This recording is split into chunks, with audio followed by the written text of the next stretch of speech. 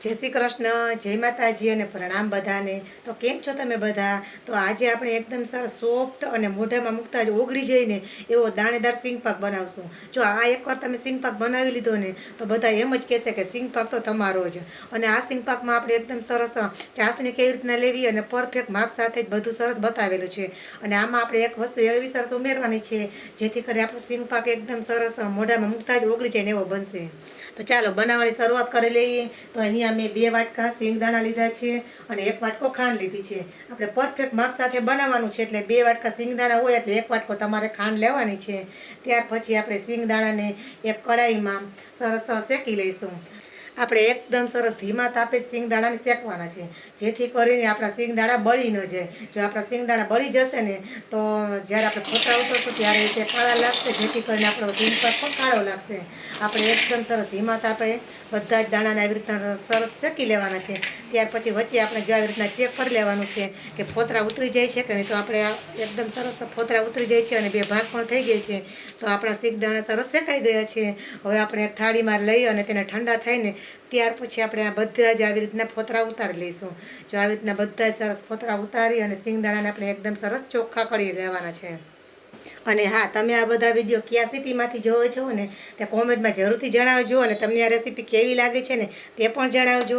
તો આપણા દાણા એકદમ સરસ ચોખ્ખા થઈ ગયા છે। હવે આપણે તેને મિક્સર જારમાં સરસ આવી રીતના ભૂકો કરી અને ક્રશ કરી લઈશું। જો આપણો ભૂકો પણ એકદમ સરસ તૈયાર થઈ ગયો છે, હવે આપણે એક વસ્તુ એમાં એવી સરસ ઉમેરવાની છે જેથી કરીને આપણો સિંગ પાક એકદમ સરસ સોફ્ટ બનશે। તો આમાં મેં અહીંયા મિલ્ક પાવડર ઉમેર્યો છે, 2 પાઉચ મિલ્ક પાવડર ઉમેર્યો છે। જો તમારે ઝાઝું ઉમેરવું હોય તો તમે ઉમેરી શકો છો। આનાથી આપણો સિંગ પાક છે ને એકદમ સરસ સોફ્ટ અને મોઢામાં મૂકતા જ ઓગળી જાય ને એવો મસ્ત મજાનો બનશે। ત્યાર પછી આપણે એને સરસ આવી રીતના હલાવી અને મિક્સ કરી લઈશું। હવે આપણે ચાસણી લેવા માટે કઢાઈમાં 1 વાટકો જેટલી ખાંડ લીધી છે। જો 2 વાટકો સિંગદાણા હતા એટલે 1 વાટકો ખાંડ લીધી છે અને એ જ વાટકાથી આપણે અડધો વાટકો જેટલું પાણી લીધું છે। એટલે પરફેક્ટ માપ સાથે આપણે અડધો વાટકો પાણી લેવાનું છે અને કાં તો ખાંડ ડૂબે ને એટલું પાણી લેવાનું છે। ત્યાર પછી ખાંડને આપણે આવી રીતના સરસ ઓગાળી લઈશું। ખાંડ ઓગળી જાય ને ત્યાં સુધી આપણે એકદમ સરસ ગેસને ધીમો રાખવાનો છે। ત્યાર પછી આપણે ગેસની ફ્લેમ થોડી હાઈ કરી દઈશું અને થોડી વાર આવી રીતના ઉકળી જાય ને ત્યાર પછી આપણે 1 તારની ચાસણી લેવાની છે। આપણે 1 તારની ચાસણી લઈશું ને એટલે આપણો માંડવી પાક એકદમ સરસ પરફેક્ટ જ સરસ બનશે। આવી રીતના થોડી વાર બબલ્સ થાય ત્યારે આપણે જોવાનું છે કે આપણી ચાસણી આવી ગઈ છે કે નહીં। જો તમે જોઈ શકો છો, આપણે હાથમાં લઈ અને આવી રીતના જોવાનું છે તો આપણી ચાસણી એકદમ સરસ આવી ગઈ છે। 1 તાર સરસ થઈ જાય છે, તાર તૂટે નહીં ને ત્યાં સુધી આપણે 1 તાર ચાસણી પરફેક્ટ કહેવાય। હવે આપણે સિંગદાણાનો ભૂકો હતો ને તે આમાં સરસ ચાસણીમાં નાખી દઈશું અને એકદમ સરસ હલાવી નાખીશું। આપણે એકદમ સરસ ઘાટું મિશ્રણ થાય ને ત્યાં સુધી આપણે તેને હલાવતા રહેવાનું છે આવી રીતના।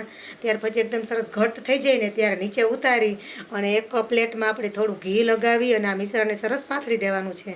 જો આવી રીતના થોડું ઘાટું મિશ્રણ થવા દેવાનું છે, તમે જોઈ શકો છો। ત્યાર પછી આટલું ઘાટું મિશ્રણ થઈ જાય ને ત્યારે જો આવી રીતના થાળીમાં સરસ બધું જ આપણે સરસ પાથરી દેવાનું છે। તો તમને આજની આ રેસીપી કેવી લાગી તે જરૂરથી જણાવજો। જો વિડીયો ગમ્યો હોય અને રેસીપી ગમી હોય તો લાઈક કરજો, શેર કરજો અને મારી ચેનલમાં તમે નવા હોય તો જલ્દી જઈને સબસ્ક્રાઈબ કરી દેજો। જો આવી રીતના આપણે બધું મિશ્રણ સરસ ઠંડુ થઈ ગયું ને હવે એકદમ સરસ થાળીમાં આપણે પાથરી લીધું છે અને એકદમ સરસ આપણે થાળીની મદદથી જ આવી રીતના એકદમ સરસ લીસું કરી લીધું। જોઈ લો તમે, એકદમ સરસ દબાવી અને લીસું કરી લીધું છે અને આ થોડું ઠંડુ થાય ને ત્યાર પછી આપણે તેના પીસ કરી લઈશું। તો તમે જોઈ શકો છો આપણો સિંગ પાક કેટલો મસ્ત મજાનો બનીને સરસ તૈયાર થઈ ગયો છે। તમે જોઈ લો, આ સિંગ પાકને બદલે તમારે કાજુ કતરી હોય ને તેવું સરસ લાગે છે। તો આની પર તમે ડેકોરેટ પણ કરી શકો છો। તમે કાજુ કે પિસ્તા તેનો ભૂકો કરી અને આની પર તમે લગાવી શકો છો તો એકદમ મસ્ત મજાનો લાગે। મેં અહીંયા એકદમ સરસ સિમ્પલ જ રાખેલો છે। ત્યાર પછી ઠંડો થઈ જાય એટલે જો આવી રીતના આપણે ચપ્પુથી સરસ પીસ કરી લઈશું। શ્રાવણમાં સ્પેશિયલ આવે છે તો ઉપવાસમાં તમે આ સ્પેશિયલ સિંગ પાક બનાવીને ખાશો ને તો તમને ખૂબ જ મજા પડશે અને તમારું પેટ પણ સરસ ભરેલું જ રહેશે।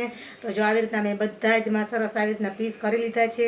હવે તો આપણે ઠંડુ થાય ને તો હું તમને ચેક કરીને બતાવું કે આપણો સિંગ પાક કેટલો મસ્ત મજાનો પોચો અને એકદમ સરસ સોફ્ટ બનેલો છે। જો તમે જોઈ શકો છો કેટલો સરસ આપણો સિંગ પાક બની ગયો છે। તો તમે બધા એકવાર જરૂરથી બનાવજો જો તમે પણ આવી જ રીતના પરફેક્ટ માપ સાથે અને બધી જ રેસીપી એકદમ સરસ ફોલો કરી અને સિંગ પાક બનાવશો ને તો તમારો સિંગ પાક પણ આવી જ રીતના એકદમ સરસ સોફ્ટ અને મોઢામાં મૂકતા ઓગળી જાય ને એવો એકદમ સરસ દાણેદાર તમારો સિંગ પાક બનશે. તો તમે બધા એકવાર જરૂરથી ટ્રાય કરજો.